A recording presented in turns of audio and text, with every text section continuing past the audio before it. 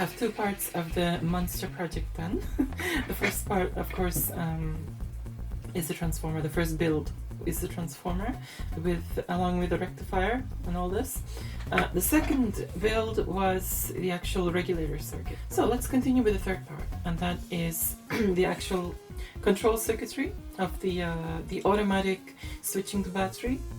Now what we're building today is this thing here in this big yellow box, which switches between, because can you see here, there's a power source switch here manually, so you can power it auxiliary, whether it's car cigarette adapter or car battery even.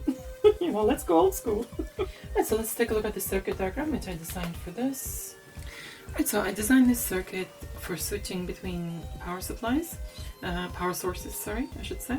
Actually, it's going to have more than two power sources. Actually, it's going to have three, you know, so it's going to have another one which I'm going to make a manual switch between that and the battery.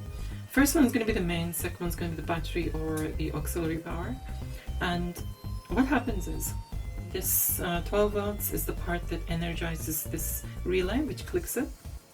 So then they all switch to this. So the 15 volts goes into the load here, and the 12 volts goes also into the load here. That's load 1, which takes 12 volts, load 2, which takes 15 or 14 volts. So once the power is actually cut here, what's going to happen is this coil is not going to be energized, so it's going to click back into, you know, this position. So therefore, what will happen is voltage will come from the battery, be able to flow through here, go into load 1, and then go into load 2.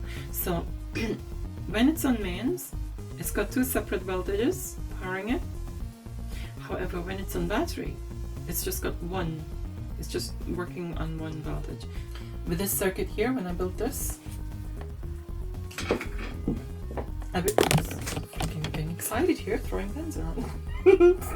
Okay, with that circuit there, I built this rectification and smoothing, and with this here, I've basically built this, and also this, because that's a regulation as well. So that is, I just realized I made a bit of a boo-boo putting this in.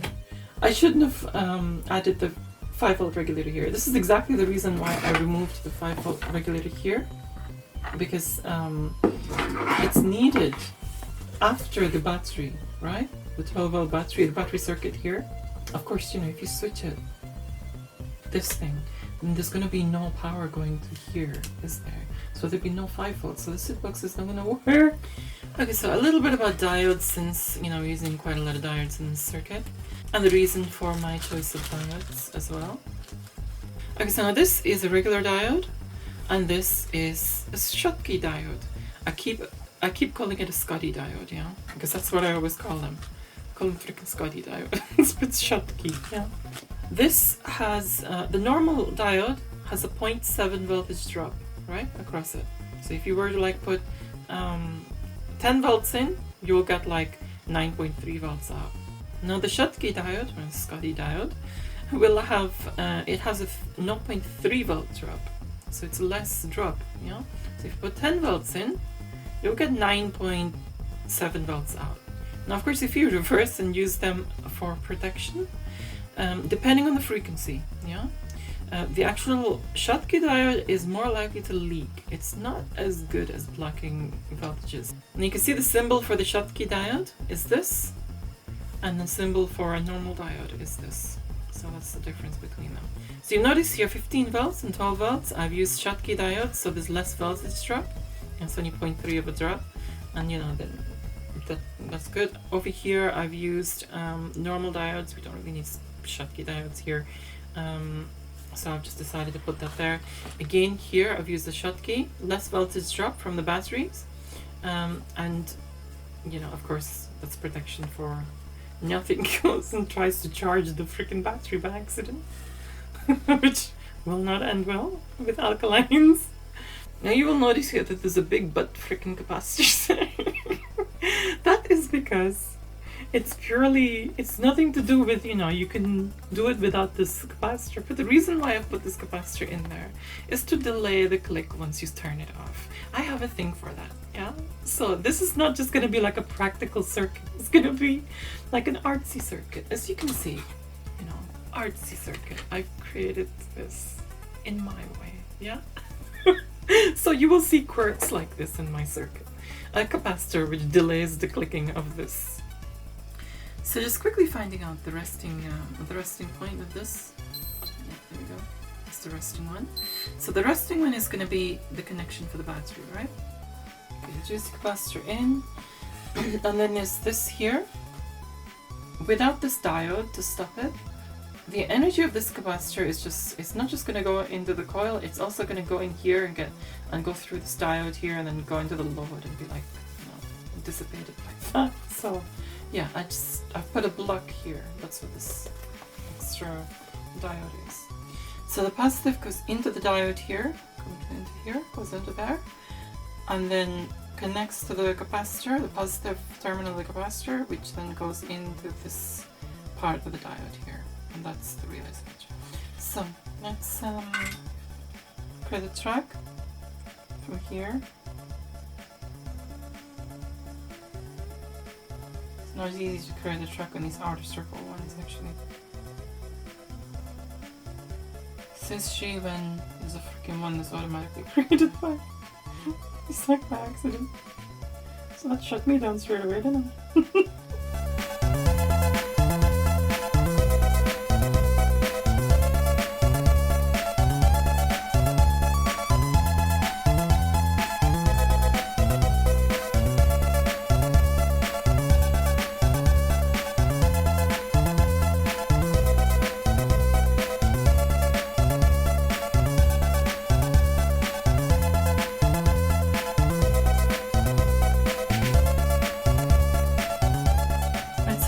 Terminal pin here, which goes there, then which goes through a Scotty diode through here, and then the Scotty diode goes to one of the open part, the one that's, you know, this one here. So when it's energized, so this a track needs to be created here from the terminal pin, the 12-volt one, which goes out to that.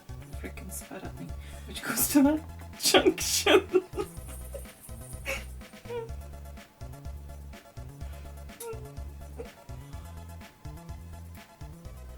Right, so this 12-volt pin here, this 12-volt terminal, it goes into the Scotty diode, but it goes into here as well and, you know, energizes it, but also goes into the Scotty, and then goes into this other terminal, the one that's constantly on. So it's this one here, this third one here. So we need to connect this here, this, all the way down here. So let's make a track.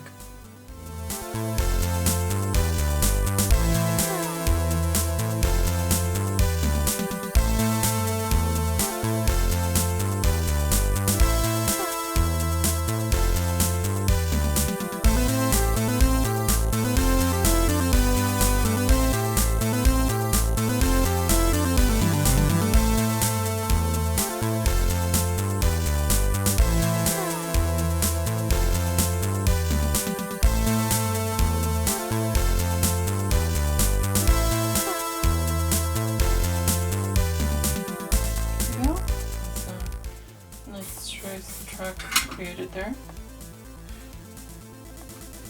So essentially, I mean, this goes through the diode, goes through here, that's what I was following. So essentially this one and this one are connected like this, right? And they both go into load 1, so I'm going to put a terminal pin there. So then that means the other one on the other side. Double check this. Yep, so this connects to here also.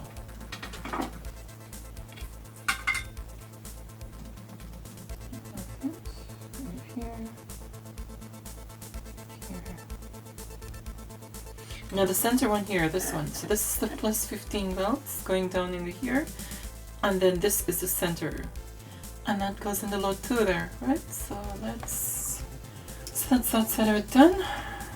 It goes to the load 2. This goes to load 1, And what? Right, so the center one of the other, like this one here, this center one here, this goes to a Scotty diode. Let's just put the darn regulator in there, shall we? Just save the freaking confusion and do everything afterwards, yeah. Okay, so I'm gonna take it from this, yeah, the regular, it's fine. Perfect. You see it's the regulator side of it done. What I'm gonna have to do is just do a wire coming from here to the positive 12 volts out load thing. So now what's left to do is just double check this and test it. Do some regular testing because this is quite a significant part of this the power circuit, so you don't want this to go wrong. That's a lot can go wrong. Okay, so I've replaced, you know, the 2 voltage pins with the, actually, I need to indicate which one's which. It's a 12 on this side, so that means this one is 12, this one is 15, and all these are ground. And this is the output. For the load. There's no way of putting a screw terminal there. This is the output, 5 volt output. Yeah, so we gotta test if all these are switching good. So, right. So first round is a basic test with just like, you know, one power supply, one power input rather than 2. Right, so 12 volts is the one which activates the relay switch, the energizer coil. So let's turn it on. You heard it switch on? Yes. Now we turn it off and you see a delayed reaction, so I'm turning it off. We go. I like it, that delayed reaction. Okay, so the output of this, 15, that's, you know, the voltage going in. 15 on one side, 12 on the other, yeah, roundabouts roughly. Okay, right, so this is a 12 volt output, it should be 12 volts, good. This is a 15 volt output, should be 15, yep, that's perfect. This should be 5 volts, yep, perfect. Now this should not be anything, yep, battery. Yeah, now we connect the battery to this, yeah, so it's like, with the outputs should change the battery. So there's 2 different outputs. Now with the battery connected, with the battery selected, these 2 should be the same, right? So now let's kind of, I want to actually test if there is any spike that goes into the battery or anything like this, you know, just to see before I connect any battery to it. So let me turn it off. Ooh, there's a bit of a too far. Okay, there's a bit of a spike that goes through. Why? It shouldn't. Because there's a diode there, right? If anything, it'll give the battery a little bit of a charge. But you don't want to do that with alkaline. I mean, it's not there permanently, so it's just like a little. So here's Maddie from the future. And yes, I have done quite a bit on this project and with great success and excitement, but I'm not going to reveal anything. Sorry. But if you wish to keep up to date with the upcoming exciting videos, then do hit that subscribe button and that bell icon. Anyway, I've come here to say that I've actually, you know, redone this board. Oops. I've redone this board. I'll tell you why. One of the main reasons why is because I found some really nice relay switches, some funky ones here. And yes, this big nice clunky one. The one which was in here was this Omron one. I mean, of course it is nice. But listen to this one. Oh, that is so nice, so satisfying. Clunk. So yeah, what I did was instead, and not just for the relay, I have to say, I've just like made everything a bit neater and added terminal blocks which were not there. I couldn't find room for them before, but I've just thought, you know, let's add the terminal blocks for the output and of the 12 volts and the 15 volts here. So let's test this once again, this time with a load. Okay, so we have 2 sources of power here. First the battery, which represents the batteries in the SIDBox, and then the mains, well, then this from my power pack, which is 12 volts, which represents the mains dual 12 volt, 15 volt, you know, from the transformer. First things first, let's test the outputs. So outputs, I mean, put the battery away for now. The outputs with just this power supply here. But since we don't have a dual power supply here, let's just, you know, combine the dual voltage inputs. Let's check the input of the battery. Before connecting the battery, let's check the input to see if there's any charge that's going in there. Let's be safe. We don't want to freaking charge these batteries. So let's activate the relay. 0. Okay, so that's like a 0.1 spike. You get a spike of 0.2 volts, you know, for a fraction of a second, and I think that's fine. Okay, so now we have the battery connected and the mains connected. Now since this is not energized, this relay, it should be switched to battery mode. So it's 4.8, freaking need charging. 4.8 volts, should be around about just over 5 volts. So 4.8, 4.8, fantastic. On both outputs. Now if I energize this relay, it should flick onto mains. Or, you know, so it's 12 volts. You let go. The relay switch clicks off and it goes back to 5. Check the other output. So connect the power. Yep, 12. Let go. And it goes to 5. Fantastic. Now let's try it with the load.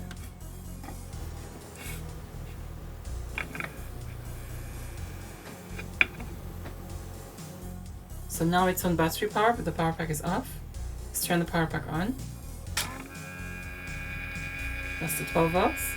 So it's switched from the battery. And you turn the power pack off.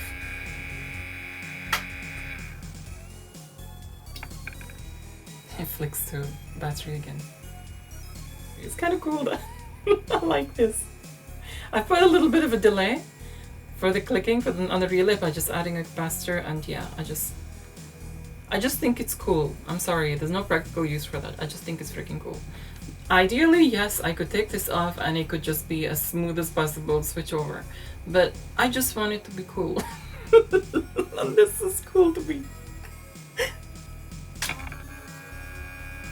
Turn the power on. And turn the power off.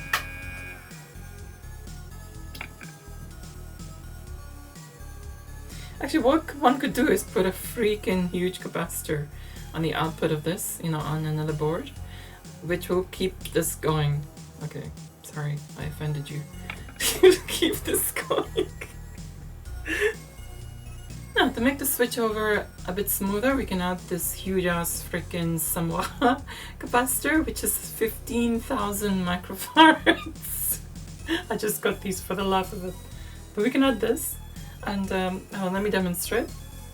Now again, without the capacitor, not the meter and the motor here. This is battery powered. 12 volts. That's a fine switch over. When you turn off the mains power, it goes off, and then it switches on to 5 volts. So there's a break, you know, it goes down, goes completely off, and then the relay, you know, other capacitor in parallel with the load. This freaking huge ass capacitor. Hey, I've got it, let's use it. Why not?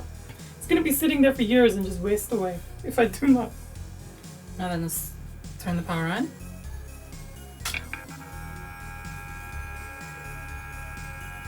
Now, notice. Now it's already switched. I just struck the 5 volts and that's it. It's a much smoother switch over. Despite me still getting my preferred delay click, I can still have a switch over. Of course, it depends on the load, you know, how much load you have on it. But hey. Actually, what's more important is the load of the SIDBox, because what I want is the SIDBox to be on while the switchover. I don't care if the amps turn off or the VUs turn off and all that so forth, and then turn back on. It is no problem.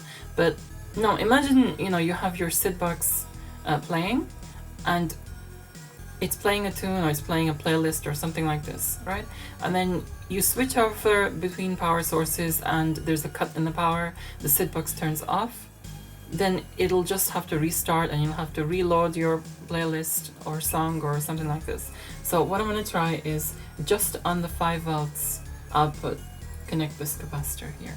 So, you know, it'll have enough power to keep the SIDBox on, to keep the SIDBox on while it's, you know, going through the switchover. So, now that it's tested and working great, back over to my past self. So anyway, that's all there is for today, but do subscribe and follow this because it's starting to get really exciting now. Anyway, thanks so much for your likes, your shares. Do leave your thoughts in the comments below. Don't forget to check out my other videos and do subscribe for more because there is quite a library, and don't forget to hit that bell icon. Many thanks to all my patrons for supporting my channel, especially to my huge supporters and top tier patrons, Electronskip UK, Axel Dominator, Robert Menes, Rich Garwood, and Chris Zabelinski. Do see the video descriptions below to check out my patrons' websites and YouTube channels. Adios!